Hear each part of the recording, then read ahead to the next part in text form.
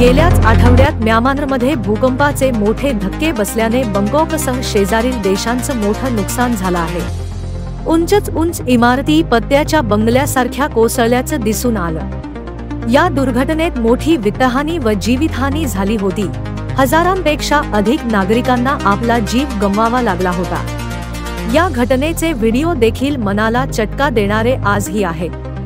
दरम्यान महाराष्ट्र राज्यातील सोलापूर जिल्ह्यात आज भूकंपाचे सौम्य धक्के बसल्याची माहिती समोर आली आहे। सोलापूर जिल्ह्यातील सांगोला येथे भूकंपाचा केंद्रबिंदू असल्याचे समजते। राष्ट्रीय भूकंपशास्त्र केंद्राने याबाबतचे ट्विट करत माहिती दिली आहे। त्यामुळे सोलापूरसह जिल्ह्यातील नागरिकांमध्ये काहीशी भीती पसरली आहे। सोलापूर जिल्ह्यातील पंढरपूर, सांगोला आणि मंगळवेढा येथे 2.6 रेक्टर स्केल भूकंपाच्या तीव्रतेचे धक्के जाणवले आहेत। साधारणपणे आज सकाळी 11:22 काही क्षणासाठी हे भूकंपाचे धक्के जाणवले असल्याची माहिती आहे। सुदैवाने या भूकंपाच्या धक्क्यामुळे कोणत्याही वित्तहानी झालेली नाही।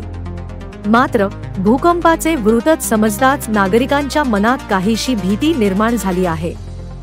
दरम्यान महाराष्ट्रातील सातारा जिल्ह्यात सातत्याने भूकंपाचे धक्के बसत असतात। येथील कोयना परिसरात भूकंपाचे केंद्र असते। सौम्य भूकंपाच्या धक्क्यांनी येथील परिसर काहीसा हादरून जातो। मात्र या भूकंपामुळे लातूर भूकंपाच्या आठवणी ताज्या होतात। सोलापूर जिल्ह्यातील आजच्या भूकंपानंतरही काहींनी लातूरमधील भूकंपाच्या आठवणी ताज्या केल्याचं दिसून आलं। ब्युरो रिपोर्ट, जम न्यूज इंडिया।